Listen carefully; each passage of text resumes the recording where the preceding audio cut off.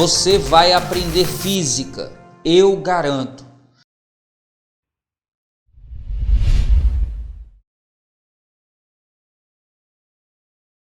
O gráfico abaixo representa a força F exercida pela musculatura eretora sobre a coluna vertebral ao se levantar um peso em função do ângulo φ entre a direção da coluna e a horizontal.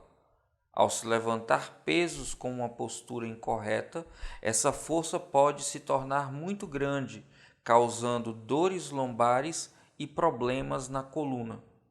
Com base nas informações dadas e no gráfico acima, foram feitas as seguintes afirmações. Está correto apenas o que se afirma em... Muita atenção e cuidado. O gráfico da questão mostra força em função do ângulo. Mas atenção, essa não é a força que o halterofilista faz sobre o halter, e sim a força de tensão muscular. Então, muito cuidado com isso, porque já na primeira proposição tem uma pegadinha. Bora dar uma olhada nela? Olha o que diz aí. Quanto menor o ângulo φ, maior o peso que se pode levantar. De novo, quanto menor o valor de φ, maior o peso que se consegue levantar. Bora dar uma olhada no gráfico, volta para cá. Olha só, quanto menor o ângulo φ, então mais para a esquerda eu estou. Quanto mais para a esquerda eu estou, olha só, maior o valor de F. É só a gente fazer assim, ó. Faz aqui o encontro, e aí à medida que eu vou para a esquerda, veja que a haste vermelha vai subindo. Ó. Isso quer dizer então que maior é o F, isso quer dizer que maior é a força que eu aplico sobre o halter? De jeito algum, casca de banana. Quanto menor o ângulo φ, maior o esforço sobre a coluna, maiores as chances de lesão e de comprometimento lombar. Então, mais difícil de levantar o halter. Muito cuidado. Essa força é a força da coluna sobre a musculatura. Então, quanto maior esse esforço, mais difícil para o halterofilista estabilizar a coluna e conseguir levantar o halter. Muita atenção e cuidado com isso, porque muita gente deve ter caído nessa casca de banana. Falsa, porque essa força não é a força feita pelo halterofilista sobre o halter, é a força feita sobre a coluna pela musculatura do atleta. E aí, quanto maior essa força sobre a coluna, mais difícil é para que o atleta consiga levantar o halter. Muito cuidado com isso. Bora dar uma olhada agora na segunda proposição? Vamos lá. Olha aí. Para evitar problemas na coluna, um halterofilista deve procurar levantar pesos adotando postura corporal cujo ângulo seja grande. De novo, cujo ângulo seja grande. Volta para cá. Olha só, lembra que essa força é a força sobre a coluna. Então, quanto mais intensa essa força, mais chances de ter problema. Então, eu tenho que procurar uma postura em que essa força seja menor. Aí, olha só, caminhando para baixo aqui no eixo, quanto mais baixo, o que acontece aqui com o valor do ângulo? Veja que à medida que eu vou descendo, ó, o ângulo vai para maior. Quanto menos força, mais distante o gráfico está da força aqui, maior é o ângulo. Então, sim, se eu quero uma força menor, eu preciso de um ângulo maior, verdadeiro, o que diz a proposição 2. Está entendendo aí a análise do gráfico? Veja que quanto maior é o ângulo, mais para a direita eu estou no gráfico, mais baixos são os pontos do gráfico, ele é decrescente. Então, à medida que o φ aumenta, a força diminui. E aí o esforço sobre a coluna diminuindo, menos chance de lesão. Tranquilo? Bora olhar agora a terceira proposição. Quanto maior o valor de φ, menor a tensão na musculatura eretora ao se levantar um peso. Essa é tranquila, né? Volta para cá. Como a gente acabou de discutir, à medida que o ângulo φ aumenta, o gráfico por ser decrescente, maior φ, menor F. Então, à medida que o ângulo φ aumenta, diminui a força sobre a coluna. Está verdadeiro o que diz a terceira proposição.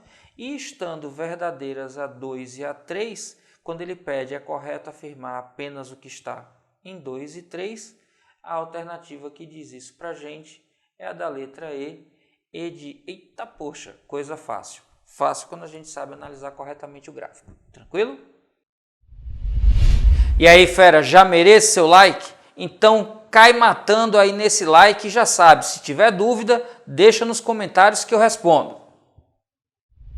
A figura vista de cima representa 3 forças coplanares que atuam sobre um objeto de massa igual a 100 gramas, que se desloca na direção da força F3. Desprezando-se a força de atrito e admitindo-se que a raiz quadrada de 2 é igual a 1,4 e que a intensidade de cada força é igual a 1 newton, é correto afirmar que, em módulo, a aceleração do objeto é igual, em metros por segundo, a... Olha aí, fera, pessimamente desenhado fora de escala. Estão aqui as 3 forças, cada uma delas valendo 1 newton. Aqui tem 1 newton, aqui tem 1 newton, aqui tem 1 newton. Cada uma dessas forças inclinadas a gente pode decompor em função do ângulo que é conhecido. Aqui está dado o ângulo, vale 45 graus. E aí a gente tem paralelo aqui, colado ao ângulo, a gente vai ter a força de 1 multiplicado pelo cosseno de 45 graus. Ora, o cosseno de 45 graus é raiz quadrada de 2 sobre 2. Aqui eu tenho 1 vezes ele, então eu tenho ao todo raiz quadrada de 2 sobre 2. Como na questão diz que a raiz quadrada de 2 é 1,4, quando eu divido por 2, 0,7 newtons. Do lado de cá, eu vou ter a força 1 multiplicada pelo seno de 45 graus, que também é raiz quadrada de 2 sobre 2, então isso também dá 0,7 newtons. Aí olha só, eu tenho então essa força aqui de cima decomposta numa força para a direita e numa força para cima. E essa força aqui, apontada inclinada para baixo, vai ser decomposta numa força para a direita e uma força para baixo. A força para cima e para baixo tem ambas 0,7 newtons. Então, essa equilibra com essa. E o que eu vou ter ao final é uma força de 1 newton, apontando para a direita, que é a força F3, e 2 forças, cada uma delas de 0,7, apontadas para o lado contrário. 0,7 newtons, 0,7 newtons. Lembrando da segunda lei de Newton, vou fazer aqui em vermelho, força resultante é igual a massa vezes aceleração. A força resultante, já que eu tenho 2 forças apontadas para a direita, somo as duas, dá 1,4, e eu tenho uma força apontada para a esquerda, que dá 1. Como o movimento aponta da direita para a esquerda, porque ele diz que o movimento está no sentido da força F3, essa força resultante vai estar contrária ao movimento. Como é que eu escrevo contrário? Eu escrevo contrário com sinal de menos. Como é que aparece isso aqui na hora de fazer o cálculo? Simples, quem está favorável ao movimento é positivo, 1. Quem está contrário ao movimento é negativo, 1,4. E isso é igual à massa, que ele diz que é 100 gramas. Passando para a unidade do sistema internacional, que é o quilograma, eu divido por 1000. 100 dividido por 1000 dá 0,1 vezes a aceleração. 1 menos 1,4 dá menos 0,4.